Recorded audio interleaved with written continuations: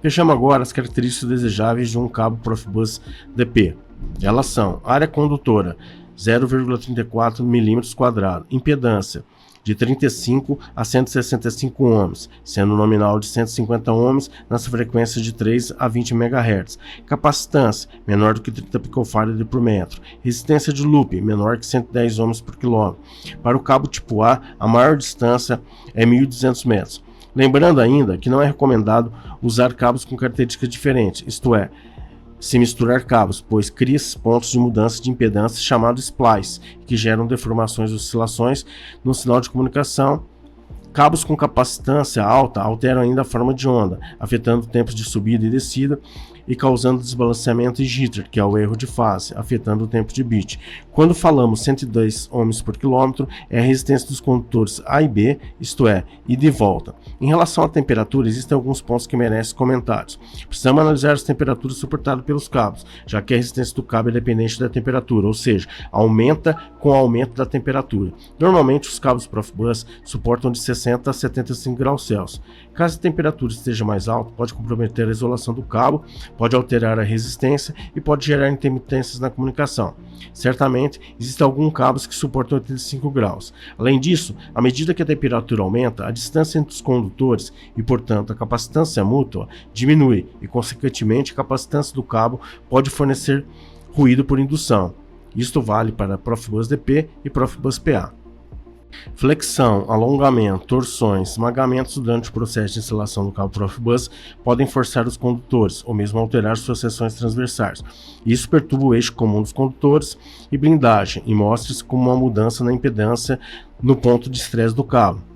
Através de captura de sinais, pontos podem ser facilmente identificados pelas reflexões nos sinais. Em todos os casos, o raio mínimo especificado refere-se à superfície interna do cabo e não ao eixo do cabo. Veja a captura de sinais, onde podemos ver oscilações pela violação do raio de curvatura mínima. Note que em altas frequências essas oscilações poderão afetar a comunicação, já que podem afetar o tempo de bit. Veja alguns danos causados ao cabo durante a instalação ou mesmo com o manuseio. Veja os pontos de violação da curvatura, onde a seção transversal tem sua forma alterada, gerando reflexões dos sinais. Normalmente no Profibus PA, a chegada do cabo à conexão elétrica é um ponto de vulnerabilidade e de esmagamento do cabo. Podemos medir facilmente a resistência de um cabo Profibus, pegando um certo comprimento e curto-circuitando os condutores de uma das extremidades e na outra. Com a ajuda de um multímetro, medir a resistência de loop. A resistência de loop, dados em ohms por quilômetro, será o valor medido da resistência vezes 1000 metros, dividido pelo comprimento do cabo em metros. O valor da resistência deve ser menor que 110 ohms por quilômetro. Para medirmos a capacitância de um cabo Profibus, podemos utilizar dois métodos.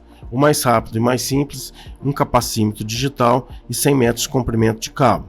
O segundo, utilizando um artifício. Aplique-se um sinal de 1 kHz com uma certa amplitude e coloque-se um resistor de teste no final da linha, por exemplo, 220 ohms e uma frequência de 1 kHz, meio volt pico a pico. Mede-se a tensão e corrente no resistor de teste, que será a tensão do girador menos a queda de resistência do loop do cabo. Como a capacitância teoricamente está em paralelo com essa resistência de teste, a tensão no capacitor VCAP é igual à tensão no resistor de teste. Medimos então a corrente no resistor, I-Res. Medimos a corrente total na saída do gerador, I-TOT. A corrente no capacitor então será I-TOT menos I-Res. Tendo VCAP e ICAP, podemos chegar na capacitância através da fórmula. Capacitância é igual a ICAP dividido por W vezes VCAP, onde W é igual a 6,28 vezes a frequência do sinal, que é 1 kHz. Ou seja, a capacitância é igual a ICAP dividido por 6.280 vezes VCAP. Todas as medições de tensão e corrente podem ser feitas no multímetro em AC. O resistor de teste pode ser determinador, sem alimentação. Lembrando que a capacitância do cabo deve ser um valor menor ou igual a 30 picofarad por metro. Um dos problemas comuns em instalações é a baixa isolação no cabo, ou entre os condutores, ou entre eles e o shield. Veja a tabela, onde pode-se medir a isolação utilizando 500 volts de corrente contínua, e os valores são calculados para mensurar a resistência de isolamento do DP e mesmo do PA. Seguem também os fatores de correção de temperatura e o cálculo. O meio físico mais utilizado no Profibus DP é o RS485, e onde o conector DB9, como mostrado na figura, é o mais utilizado. O sinal é diferencial, NRZ, sem retorno ao zero, e onde no barramento precisamos de terminadores.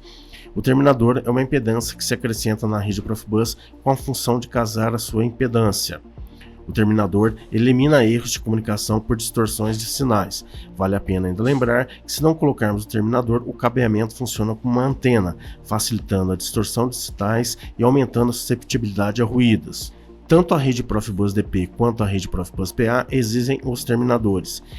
É obrigatório o uso dos terminadores de barramento, onde a sua ausência vai causar o desbalanceamento, provocando atraso de propagação, assim como as oscilações ressonantes amortecidas, causando transposições dos níveis lógicos. Além disso, melhora a margem de ruído estático. No Profibus DP, os terminadores são ativos, isto é, alimentados.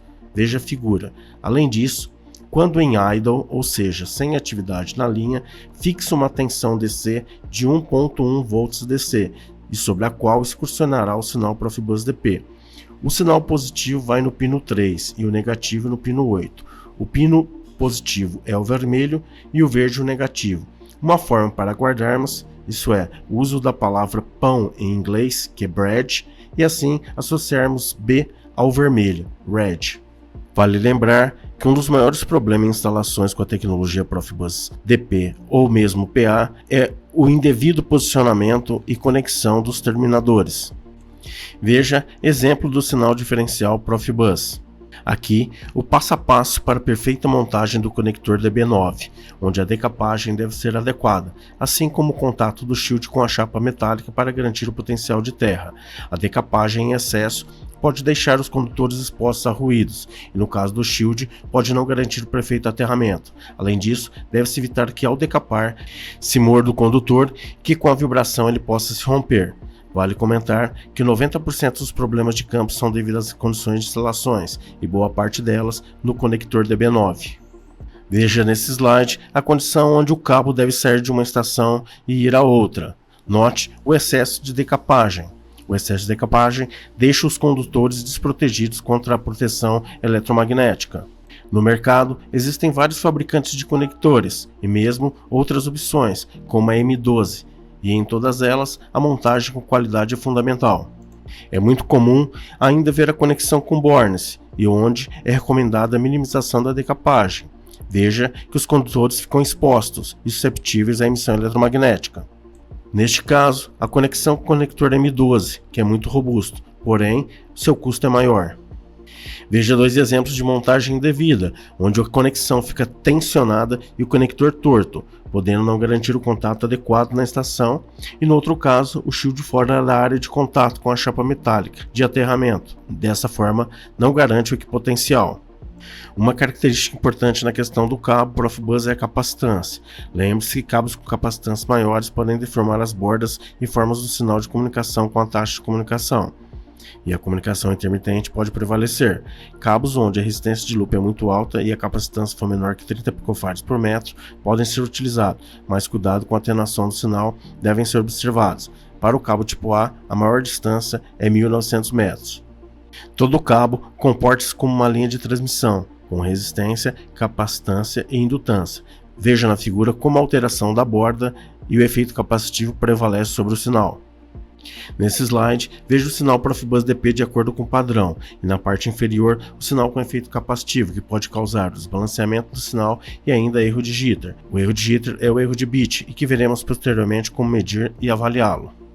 Os próximos slides são exemplos de sinais Profibus DP em várias taxas e distâncias envolvidas, para vermos como o sinal se comporta e onde, com o aumento da distância, há influência da impedância do cabo, e mesmo o sinal se torna mais susceptível ao ruído, já que o tempo de bit diminui. Aqui, exemplo de um sinal Profibus DP a 9.6 kbps por segundo a 400 metros do mestre. O mesmo sinal agora a 1000 metros do mestre. Note que começa a haver reflexões. Agora, um sinal a 187.5 kbps por segundo a 100 metros do mestre.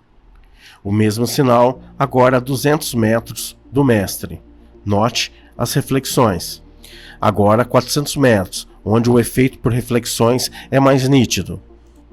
Agora o mesmo sinal a 1000 metros. Veja que a partir daí o comprimento do cabo já começa a influenciar. Agora o sinal Profibus DP a 500 kbps por segundo a 200 metros do mestre. O mesmo sinal a 500 kbps por segundo a 400 metros do mestre. Veja o efeito sobre o sinal. Agora a taxa 1.5 megabits por segundo a uma distância de 100 metros do mestre. Veja a deformação nas bordas de descida e subida do sinal. Nesse slide, 1.5 megabits por segundo a 200 metros do mestre. Veja a deformação no sinal com o aumento da taxa de comunicação. Agora, com o mesmo sinal a 400 metros do mestre. Veja como a impedância do cabo começa a afetar a forma de onda do sinal. Agora na taxa máxima de 12 megabits por segundo a 100 metros do mestre. Note que nessa taxa o comprimento máximo é de 100 metros. Veja que os efeitos de reflexão e deformação pela impedância do cabo são altamente intensificados. Nesse caso, a 12 megabits por segundo, há a violação do limite máximo de 100 metros. Veja a deformação do sinal. Veja a uma taxa muito baixa como o sinal se comporta de forma ideal a 400 metros do mestre. Na mesma taxa, a 1000 metros do mestre. Agora, há uma taxa de 93,75 kbps por segundo a 1000 metros do mestre. Em relação à temperatura, existem alguns pontos que merecem comentários. Analisar as temperaturas suportadas pelos cabos usados, já que a resistência do cabo é dependente da temperatura, ou seja, aumenta com o aumento da temperatura. A maioria dos fabricantes de cabos recomendam a temperatura de operação entre menos 40 a mais 60 graus Celsius. Verifique os pontos críticos de temperatura, por onde é passado o cabeamento e se o cabo suporta a mesma temperatura. Para se ter uma ideia, a resistência de loop de um cabo tipo A é de 110 ohms a 20 graus Celsius. Pode-se ter aumentos da ordem de 0,4% por grau Celsius.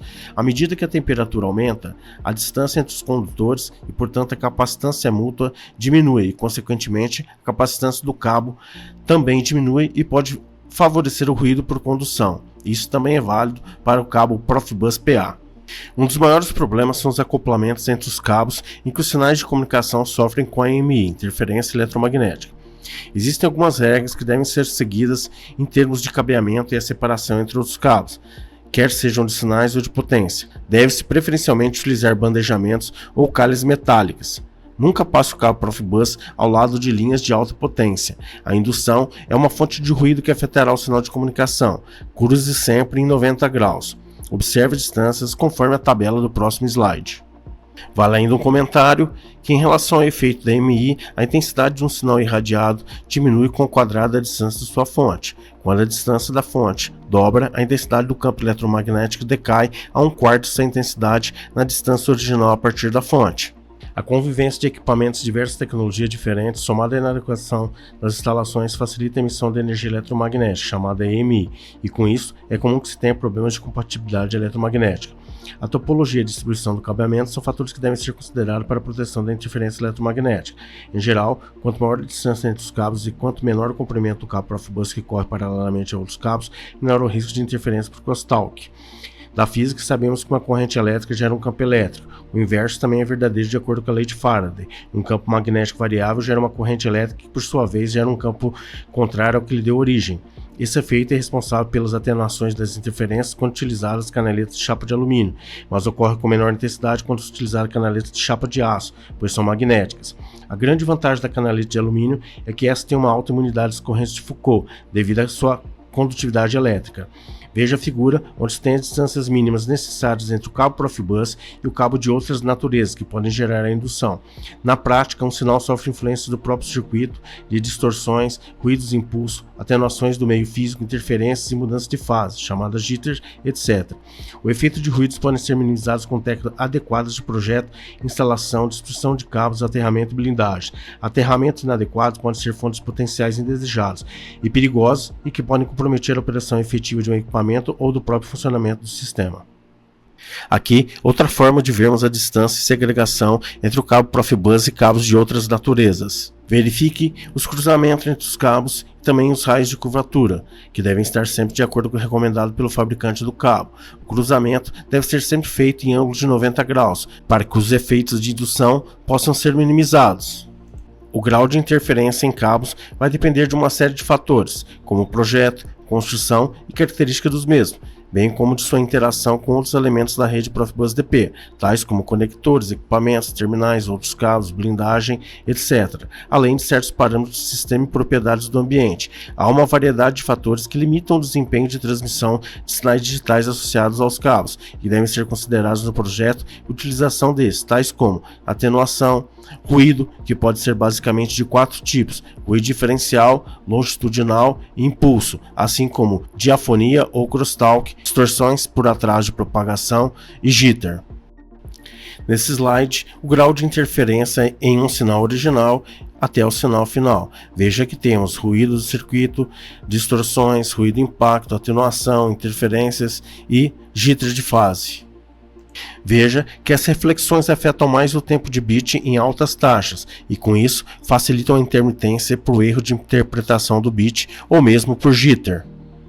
Aqui vale um comentário: nem sempre você precisa utilizar a taxa de comunicação mais alta. Diminua se possível e com isso você diminui a probabilidade de entrar um ruído no tempo de bit, gerando retransmissões e intermitências na rede.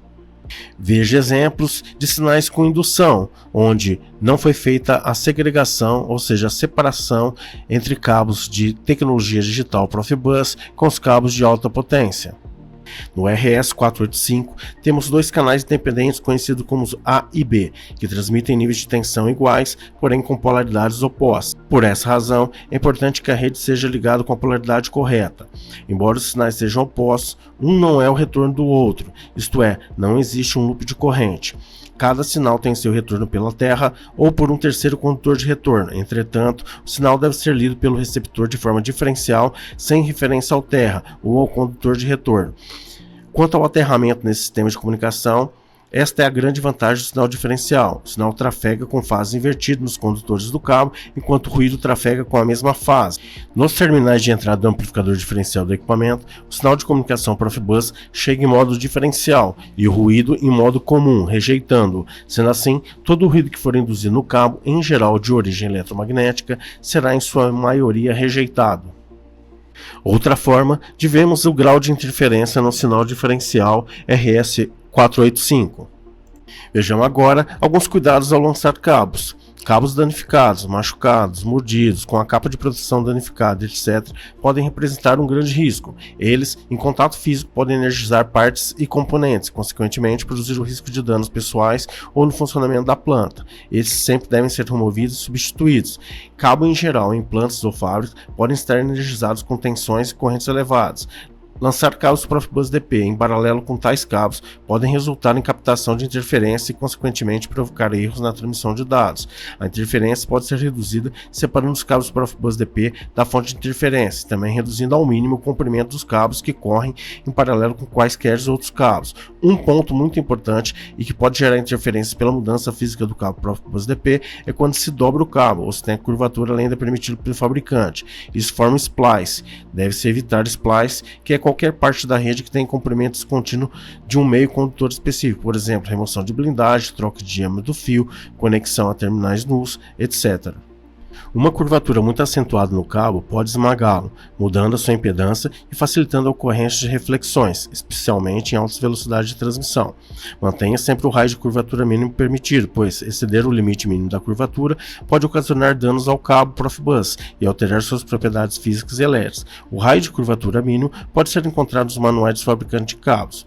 Para curvar o cabo somente uma vez, o raio de curvatura deve ser no mínimo de 10 vezes o diâmetro do cabo. Se o cabo precisar ser dobrado várias vezes durante a operação, por exemplo, para conexão e desconexão de estações, deve-se considerar um raio maior, tipicamente cerca de 20 vezes o diâmetro do cabo.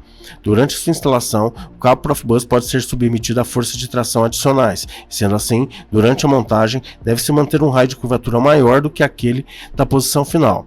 Lembre-se que puxar cabos Profibus ao redor de cantos vivos é um problema em particular. Em termos de distâncias máximas, estas dependem do tipo de cabo e da taxa de comunicação escolhida para a rede. O padrão Profibus considera a capacitância máxima que pode ser considerada para cada taxa de comunicação. A tabela mostra o comprimento máximo dos troncos principais e das derivações, chamados de spur ou stub lines, em função do baud rate. Esta tabela é para o cabo tipo A. Observe que, conforme aumenta a taxa, diminui a distância, pois dessa forma os sinais em frequência mais altos são mais susceptíveis aos ruídos. Com fibra ótica podemos chegar até mais do que 80 km. No caso do Profibus DP, a recomendação é que se evite ao máximo as derivações, chamadas também de spurline ou stubline. Lembre-se que elas acrescentam a impedância do cabo, assim como capacitância, ficando susceptível a ruídos. Exemplo de sinal por excesso de cabo. Uma dica: se precisar de estender o comprimento, use repetidor. Veremos mais à frente mais detalhes. Em termos de distâncias máximas, essa depende do tipo de cabo e da taxa de comunicação escolhido para a rede Profibus. O padrão Profibus considera a capacitância máxima que pode ser considerada para cada taxa de comunicação. A tabela mostra o comprimento máximo dos troncos principais e das derivações, chamada de spur, em função do baud rate. Essa tabela é para o cabo do tipo A, que vimos anteriormente. Observe que conforme aumenta a taxa, diminui a distância, pois dessa forma os sinais em frequência mais altos são mais susceptíveis aos ruídos. Note que a taxas acima de 1.5 megabits não é permitido ter spur. É recomendado deixar sempre mais de 1 metro de cabo entre as estações Profibus DP, para que não haja efeito capacitivo entre as estações e a impedância do cabo elimine este efeito. Na condição de menos de 1 metro de cabo entre as estações, haverá uma soma de capacitância de entrada das estações, favorecendo as reflexões.